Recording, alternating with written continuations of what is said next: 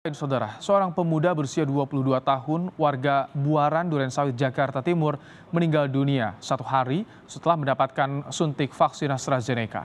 Sebelum meninggal, pemuda tersebut sempat mengeluhkan rasa sakit kepala dan mengalami demam tinggi. Kini, pihak keluarga meminta kejelasan kepada pihak terkait. Keluarga almarhum menuturkan trio Fauki Firdaus mendapat vaksinasi AstraZeneca di Gelora Bung Karno pada hari Rabu lalu dari kantornya. Beberapa jam setelah divaksin dan pulang ke rumah, trio mengeluhkan sakit kepala dan mengalami demam tinggi. Setelah itu, keesokan harinya trio kembali merasakan sakit yang luar biasa hingga akhirnya tak sadarkan diri dan langsung dibawa ke rumah sakit terdekat. Namun di rumah sakit, trio dinyatakan meninggal dunia oleh dokter di rumah sakit. Sesampainya di sana sempat ada pertanyaan dari pihak rumah sakit dan saran bahwa sebaiknya ditangani oleh rumah sakit yang lebih besar, gitu kan. Nah, singkat cerita, ada dokter akhirnya yang memeriksa keadaannya dan dinyatakan adik saya sudah meninggal dunia. Sudah meninggal dunia pada Kamis siang sekitar jam 12.30 atau jam 1. Saya sendiri posisi di Bali. Saya mendapat berita ini dari adik saya Vika.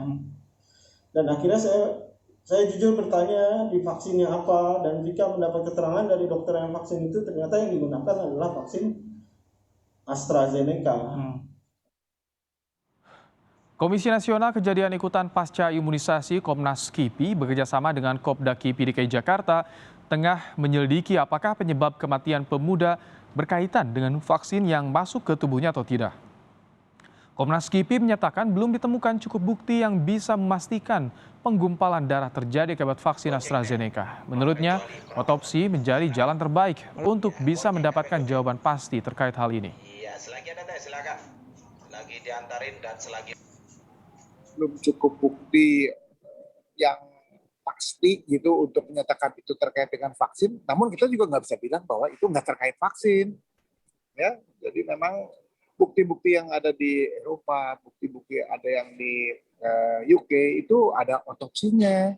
Kalau yang fatal itu mereka kan memang undang-undangnya harus dilakukan bedah jenazah. Nah, ditemukanlah itu blood clot, ada yang di otak, yang biasanya fatal, atau di paru.